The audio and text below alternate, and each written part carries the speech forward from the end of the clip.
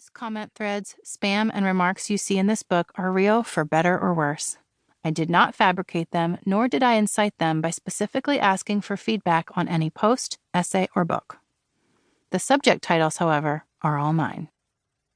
Names that are bleeped out have been redacted for privacy and safety purposes. All positive messages have been shared with full permission by the author. Finally, it is worth mentioning that I am not the first or last woman to receive unkind messages online.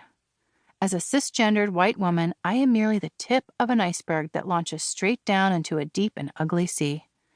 My hope is that by sharing these pieces, we continue to hold on to the truths that sustain us. And when we do encounter the inevitable noise, we tune our ears to hear the song. Women in the White House. Good morning, Kate. I have seen your posts on hoping for female leadership in the next White House, and I'm concerned that gender is now your only criteria.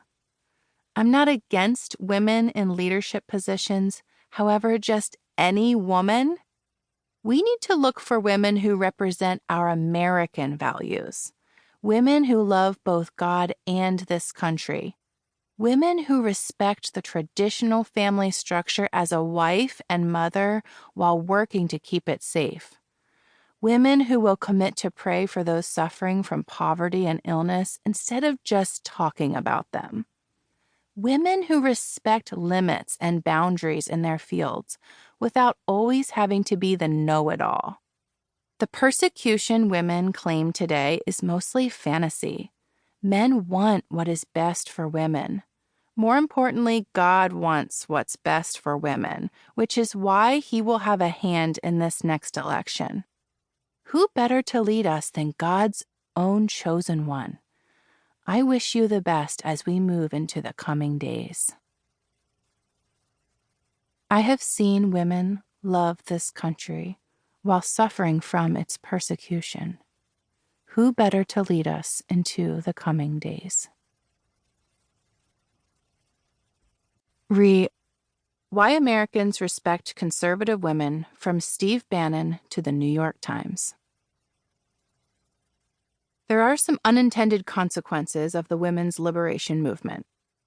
That, in fact, the women that would lead this country would be pro-family. They would have husbands. They would love their children. They wouldn't be a bunch of dykes that came from the Seven Sisters schools up in New England. That drives the left insane. And that's why they hate these women. A consequence of the women's liberation movement. Men that hate women. When Chad is a dad. I think it's funny how much you hate men and then go ahead and have this husband like he doesn't apply. Not buying your book, but if I was, I would get it for my daughters to show them how not to be. Even though you'll never see this, it's worth sharing not all women think like you or believe men are inherently against women. They might even say they appreciate men. Can't fathom this? Maybe read a book outside your what kind of woman bubble. Sincerely, a man who believes his daughters can be both independent and polite. It's funny how men go ahead and have daughters, even though they can't fathom what daughters can be. That fucking bitch from Representative Alexandria Ocasio-Cortez to the House of Representatives. I walked back out, and there were reporters in the front of the Capitol, and in front of reporters, Representative Yoho called me, and I quote, a fucking bitch. These were the words that Representative Yoho levied against a congresswoman. The congresswoman that not only represents New York's 14th congressional district, but every congresswoman and every woman in this country. This is not new, and that is the problem. Mr. Yoho was not alone. He was walking shoulder to shoulder with Representative Roger Williams, and that's when we start to see that this issue is not about one incident. It is cultural.